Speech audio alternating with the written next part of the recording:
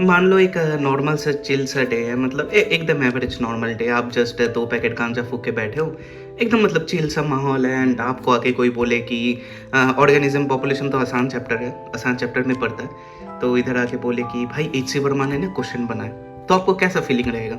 तो same feeling हमारे साथ रहा। ऑर्गेनिज्म एंड पॉपुलेशन से अच्छे क्वेश्चंस आए हैं, मतलब अगर आप पढ़ के जाओगे तो एनसीईआरटी सही है, ठीक है, मेजोरिटी आपके क्वेश्चन हो जाएंगे। बट भाई इस पेज से जो 3-4 क्वेश्चन आए भाई, खतरनाक क्वेश्चन आए। मेरे पास क्वेश्चन में अभी जस्ट टेस्ट देके आया, मेरा बहुत मन है कि मैं आपको क्वेश्चन उठा के देखा हूँ, बट थैंक्स टू एलन, इतना प्यार करते मेरे चैनल में 2 कॉर्पोरेट स्ट्राइक मार के रख चुके हैं, तो मुझे उतना मेरे में उतना हिम्मत नहीं है कि मैं आपको क्वेश्चन दिखाऊं। बट एनसीईआरटी में क्या चीज़ है वो तो आपको बता सकता हूँ। फर्स्ट ऑफ ऑल मुझे अभी पता चला कि इसको इंटीग्रल फार्मूला बोलते हैं। मैं इतना देर तक सोचता था कि इंटीग्रल फार्मूला ये है क्योंकि इसको इंटीग्रेशन कर लेंगे, बट अपेरेंटली इंटीग्रल फार्मूला ये है। एंड एक क्वेश्चन कुछ ऐसा आया था जिसमें इस फार्मूले को यूज़ करके आपको लॉग का वैल्यू पुट करके चीज़ें निकालना पड़ता है। कहाँ पर आर का value birth rate minus death rate होता है, ऐसे आर के वैल्यू कैलकुलेट करना रहता है। फिर इसके ऊपर क्वेश्चंस आए, मतलब बहुत सारे क्वेश्चन आए, मतलब मजाक से हटके बहुत सारे क्वेश्चंस आए। क्या ये हमेशा आते हैं? नहीं, हमेशा नहीं आते, बट आए हैं, स्पेशल है, क्वेश्चन प्रैक्टिस के लिए अच्छी बात है, तो मैं ठीक है मतलब पॉजिटिवली लेता हूँ। बट हाँ, मैथमेटिकल तो चीज़ें थी। कुछ क्वेश्चन जैसे रिपीट हुई थी बोटनी में, जैसे कार्डियक ग्लाइकोसाइड, कैलोट्रोपिक्स, ये वाली चीज़ें, कुछ चीज़ें रिपीट हुई थी। मज़े की बात क्या पता है कि मैं अपने जो लाइव स्ट्रीम में मैं आपको दिखाता हूँ, कौन सी लाइव स्ट्रीम में थी ये वाले, इस वाले या फिर इस वाले किसी एक लाइव स्ट्रीम में, नहीं हाँ इस वाले या फिर इस वाले लाइव स्ट्रीम में मैंने बताया था कि ऑर्गेनिज्म एंड पॉपुलेशन से क्या क्या क्वेश्चन आने वाले हैं। 3-4 क्वेश्चन आ भी गए भाई, लॉल भाई। एक तो ये था कि मैंने बोला था कि पॉपुलेशन स्टडी मतलब इकोलॉजिकल इवोल्यूशनरी स्टडी हम लोग पॉपुलेशन लेवल पे करते हैं। उसके बाद मैंने आपको बताया था कि पिरामिड से क्वेश्चन आएगा, इन तस्वीरों से इससे क्वेश्चन आया। उसके बाद मैंने आपको और बताया था कि इधर से क्वेश्चन आएगा, इधर से क्वेश्चन आया है, इधर से क्वेश्चन आएगा, इधर से क्वेश्चन आए थे फैक्ट्री से, ये इधर से क्वेश्चन आएगा, इधर से क्वेश्चन आया भाई, जो बोला क्वेश्चन आया भाई, लॉल हो गए। बट ठीक है, ओवरऑल अगर मैं फिजिक्स की बात करूं, पहले मैं आपको एक बार सिलेबस दिखा देता हूं कि ये कुछ सिलेबस है, आप पॉज करके देख सकते हो। ये कुछ सिलेबस, बहुत बड़ा सिलेबस था। मैं सब कुछ करके नहीं गया था ऑफकोर्स, मतलब ऑफकोर्स पीडब्ल्यू का रेगुलर स्टूडेंट हूँ मैं, 1 2.0 का, सो मेरे लिए करना पॉसिबल नहीं था। बायो सिलेबस कंप्लीट करके गया था। ह्यूमन हेल्थ एंड डिजीज़ की बात करें तो मतलब ह्यूमन हेल्थ एंड डिजीज ना मेरे को बहुत डायरेक्ट स्ट्रेट फॉरवर्ड क्वेश्चंस मिले मेरे को। एज सच मतलब मेंशनेबल मेरे को बहुत कुछ तो नहीं मिला। आप अगर एनसीईआरटी पढ़ के जाओगे, एनसीईआरटी मतलब अगर आपके नोट्स सॉर्टेड आउट है, आप एनसीईआरटी पढ़ के गए हो, तो इट्स लाइक ओके, आप कर सकते हो, कोई दिक्कत नहीं उसमें। सच रोटेशनल मोशन से बहुत सारे क्वेश्चन है, फिजिक्स में मेजॉरिटी क्वेश्चन रोटेशनल मोशन है। मुझे और अच्छे से पढ़ के जाना था, मैं जस्ट क्लासेस में कराए थे तो मेरा पहले से पढ़ा हुआ, तो मैं उस हिसाब से चला गया। बट बहुत रोलिंग मोशंस के बहुत सारे क्वेश्चन आए एंड पुली वगैरह लगा के क्वेश्चन आए।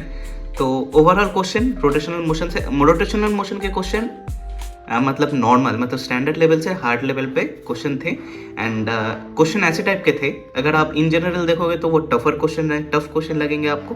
बट अगर आप मान लो क्लासेस के करके जाओगे तो आपको प्रोबेबली उतने भी टफ नहीं लगेगा। मतलब इन शॉर्ट बताऊँ तो आपको आती है तो आएगी, नहीं आती तो नहीं आएगी, ऐसे टाइप। मैं पूरी मतलब प्रैक्टिस करके नहीं गया था, सो मुझे लग रहा था कि मैं कर पाऊंगा बट कर नहीं पा रहा था। एंड बाकी अगर बात करूं कि AC EMW इन सारी चीज़ों की, तो ये मैं बस वो जो माइंड मैप सीरीज रहता है ना, एंड 12th में बोर्ड्स के टाइम जितना पढ़ा था उतना ही पढ़ के गया था। डायरेक्ट फार्मूला बेस्ड 1-2 क्वेश्चन आए थे, वो मैंने अटेम्प्ट करा, ज़्यादा अटेम्प्ट नहीं कर पाया, मतलब उतना अच्छा नहीं गया फिजिक्स इन शॉर्ट बताऊँ तो। केमिस्ट्री में मैं coordination compound and D and block थोड़ा बहुत पढ़ के गया था, थोड़ा बहुत क्वेश्चन भी करा। एंड पी ब्लॉक एलिमेंट मुझे घंटा कुछ याद नहीं था। प्रैक्टिकल केमिस्ट्री से क्वेश्चन आए, जो भी क्वेश्चन आए वो ऐसा नहीं कि आप बिना प्रैक्टिकल केमिस्ट्री पढ़े कर नहीं सकते हो, बट अगर आपका प्रैक्टिकल केमिस्ट्री पढ़ा हुआ है देन आपको वो चीज़ें आसान लगेगी। मेरे को क्यों याद थी क्योंकि याद करना पड़ा था अपने CBSE के 12th बोर्ड में, वाइवा में आया। ऑफकोर्स वाइवा में तो प्रैक्टिकल केमिस्ट्री पूछेंगे, तो तभी मैंने रटा था कुछ चीज़ें, तो मेरे को कुछ चीज़ें याद थी। सो ऐसा क्या, बायो मेरा अच्छा गया ऑन एंड ऑल।